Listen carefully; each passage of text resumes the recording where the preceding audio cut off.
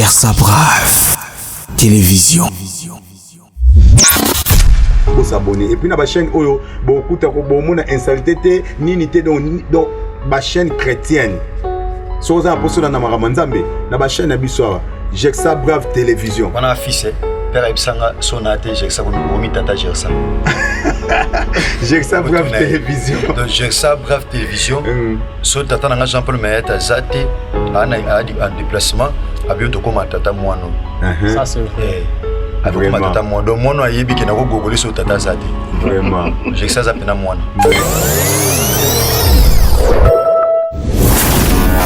Cher Sabraf télévision.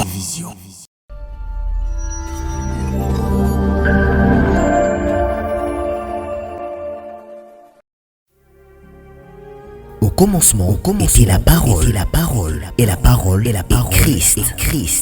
Radio Parole Vie, la radio qui donne la vie à travers la parole. Mbote shalom bien-aimé dans le Seigneur. Mbote cher papa et maman, chers frères et sœurs. Bandeko balandi Radio Parole Vie. Bebozami na 4 coins du monde. Bebozami na Asie, na Océanie, na Europe, na Afrique. Topé en Amérique, Tikangolo, Bolongo pe Bolombi ya Christ et Banakobi la bine pe Bozwami. Merci bande konanga tuzi di baku ya ko kuta nsusu na temps oyo nanzela Radio Parole Vie. Merci bebu yamba Parole Vie radio oyo na bandaku na misala na mituka na ba moto na bino na ba bureau na bino kole sumasi Nazareth akanisa bina sala bino ngolu pe bolam. Bebo comme ça radio église pour na bino. Tom se pe bozala ka église zaka mo musika boyambango kola sala binongo lope bolam. Merci bay bozali ko télécharger application Radio Parole Vie na Play Store, le kola to bunda na App Store par la grâce de Dieu. Nous croyons que nzamba osala bisongolo avant to bande activité na biso fin du mois. Le quoi tozana confef. Vous allez une grande activité évangélique où 500 maman ne somuki mobimbe vous allez convention ba femme de la foi. Banda ki on lobby lundi na ba maman toko balelo kino dimanche tozana de 7h à 11h de tozana bien-aimé dans le Seigneur chaque jour. Bien-aimé dans le Seigneur, dans le bâtiment où je suis le prédicateur de la bonne nouvelle. Netaka sango malamu na basipe mibala kondima. Banda konanga toti ko silisa enseignement auto banda ki semaine passée. Bien-aimé, Oyo nzambe biseki pe na Gédéon va avec cette force que tu as. Kende na makasi oyo zanango. Bon par la grâce de Dieu lelo to banda bien-aimé ba enseignement ya sika. Le to banda ba enseignement sika. Bien-aimé zana biloko mibale oyo fandisamaki na église primitive. Sur les Actes des Apôtres chapitre 2 verset 42. Au moment la prière bien-aimé dans le Seigneur na ba enseignement bon na simanango to mona fraction du pain na communion fraternelle mais base bien-aimé dans le Seigneur et ça qui ba enseignement bien-aimé enseignement ko lakisa mutunde ba sambelaka ndenge ba jeunaka ndi ba kabulaka lipa na ndeko na ndepe balingaka ndeko mususu nyoso na tokozango na prière kaka te mais na ba enseignement to sambeli bien-aimé que le te pousse ni liboso na yo mokonzameli mo bato Yesu Masia Nazareth le boela tanzoto. C'est vrai que maman et le juste sont délivrés par la connaissance. Seigneur, merci pour ces moments très importants au pesibiso tata to contempler ba merveille où ils allaient attacher na ba valeur yali lo bana tata na ramener toute pensée captive na obéissance lo bana onkolo na kombo no Yesu Masia Nazareth nzambe ya solo pe ya bomo de koloto sambe na kondima pe koloto lobi. Amen. Bien, mais nous lisons rapidement la parole de Dieu. Tous dans le livre Genèse chapitre 25, tout dans le premier verset. Merci bandeko bosala ki suggestion. Radio Parole Vie tout ça la la version française. Tout ça la to linga bien mis dans le Seigneur application et fan dans ma langue. Parce que tous en la diversité à ba langue, mais tous c'est là radio pene fan dans ma langue. Nzamba sala biso ngolu to banda radio na émission moko. La radio bien aimé Parole Vie. To moni ba internet fait botaki na ba samedi solution et botaki. Tout ça na émission mususu bien aimé dans le Seigneur où ezali penza où ko édifier makasi peuple nzambe bien aimé dans le Seigneur to cela comme nous c'est bonga parce que ça ba émission ko zala kaka na application ya radio. Bon vous quand vous êtes na bien aimé dans le Seigneur réseau na ba YouTube na biso bon mon onka na ba radio yongo to senga ki na bino bande ko na biso bo télécharger application Radio Parole Vie bo zala nango bien aimé dans le Seigneur pour vous rater à mon côté ya auto zo pesa lokola ba enseignement. Dans le livre Genèse chapitre 21 et 25, tout bien le premier verset. Donc il t'attend la deuxième. La Bible dit ceci. Abraham prit encore une femme nommée Ketura et lui affronta Zimira, Jokshan, Medan, Madian, Jikbak et Shuak. Deuxième texte. Directement deuxième texte est dans 1 Chronique chapitre 4 verset 9 à 10. 1 Chronique chapitre 4 verset 9 à 10. La Bible dit ceci bien aimé dans le Seigneur. Et Jébeth était plus considéré que ses frères. Alléluia. Sa mère lui donna les noms de Jébeth en disant, c'est parce que je l'ai enfanté avec douleur. Jébeth invoqua le Dieu d'Israël en disant, si tu me bénis et que tu étendes mes limites, si ta main est avec moi, et si tu me préserves du malheur, en sorte que je ne sois pas dans la souffrance. Et Dieu accorda ce qu'il avait demandé. Je suis directement troisième texte. Troisième texte, Ezali, Évangile selon Matthieu. Nous prenons l'Évangile selon Matthieu chapitre 26 verset 41.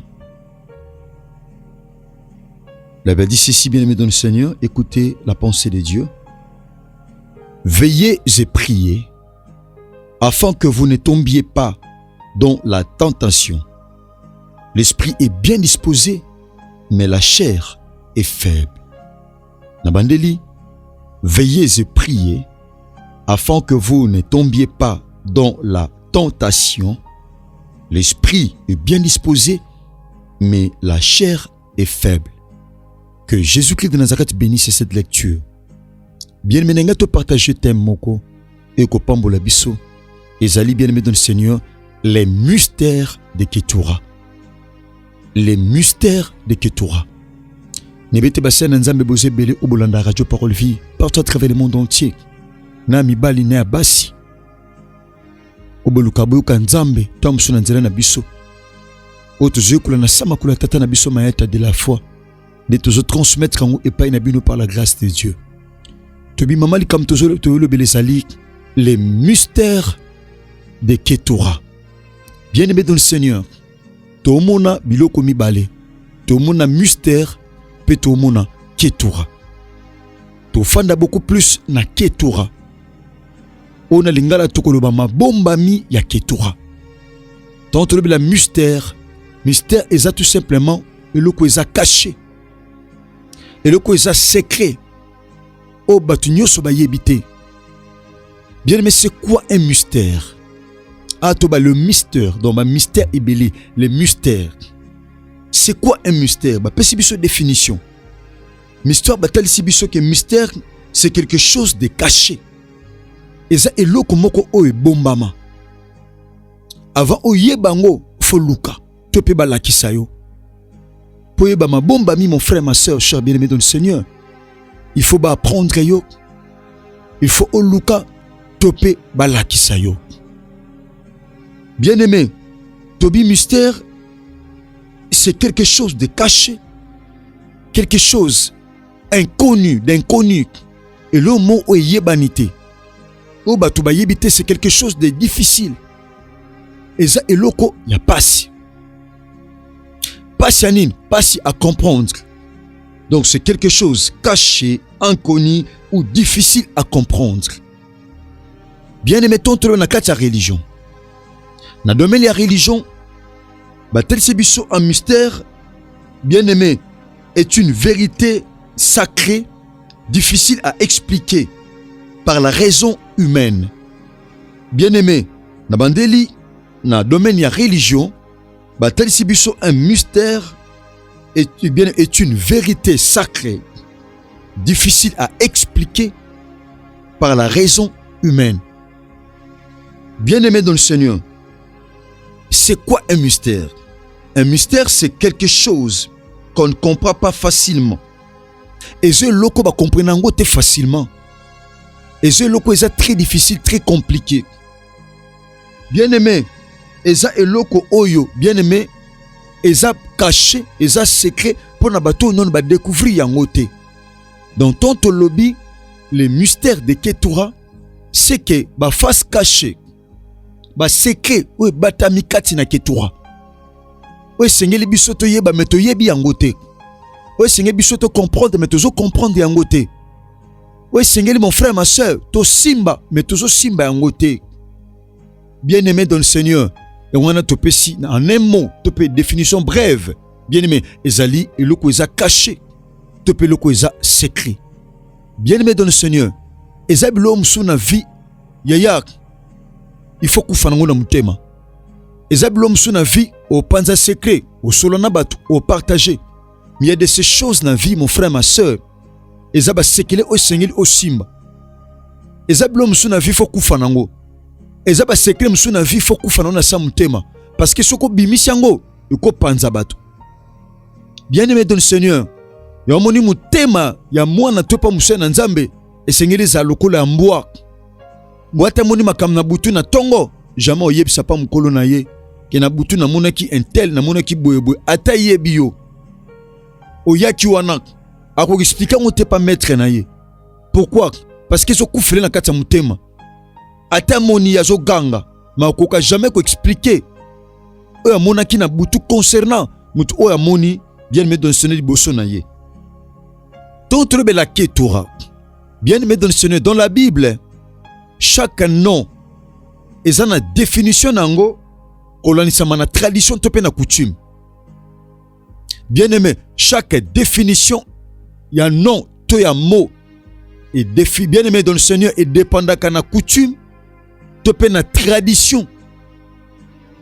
Parce que chaque peuple a na coutume na ye, a na tradition na ye. Aza pe na lolenge na ye ya kopesa ba interprétation ou eza lié na ba non. Au mona komba mususu na grec. Eza na définition mususu, ou na grec, bien aimé, ou na hébreu. Ou zupe définition mususu. Mais tonga topé sa sens général. Topé définition générale, ya mo oto bengi Ketura, tueba nini ou batami katikati na yango. Bien entendu, la Ketura. Ketura signifie encens. Encens. Ketura signifie parfum. Ketura signifie fumée, parfumé. Milinga oyo ebimisa solo. Milinga oyo ezobimisa solo. Wana définition ya Ketura. Milinga oyo ezobimisa solo. Bien-aimé, racine ya mot oyo, c'est une racine hébraïque.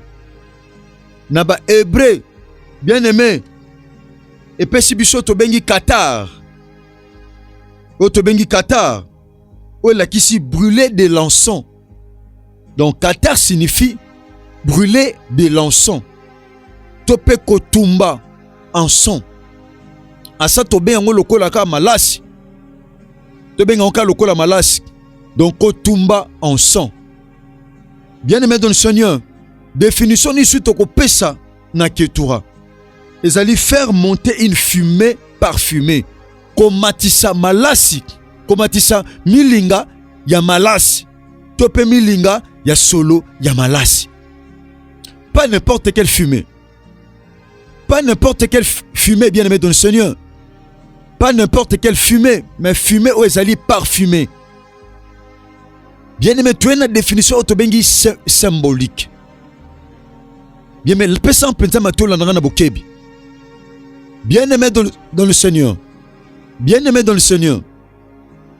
Tant que loba Ketura, tu as une interprétation symbolique. Tu bengango parfum agréable. Ou bien-aimé, ou offrande. Tu bengango parfum agréable, topé offrande. Parfum, ou ezali agréable. Bien-aimé dans le Seigneur, tu es bi rôle ya parfum. Parfum et joue ka rôle ya malam. Na tango kala, bande ko servir même parfum pour na embaumement même bande ko permettre bien aimé ko permettre pas na bato ba sale la malasi pour na ko empêcher solo ya mabe bien aimé et ça l'a répondu et on moni ma combien lobi na mkana proverbe réputation malamu et ça kitoko ko le quand même parfait en solo kitoko bien aimé une bonne réputation vaut mieux qu'un bon parfum.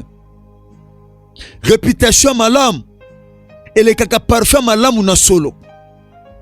Mon frère, ma soeur, si vous avez une réputation malam, si vous avez un témoignage malam, bien aimé dans le Seigneur, et que vous avez bien aimé dans le kola, solo malasi, ya kitoko ezo lumba, et que le kango kutu.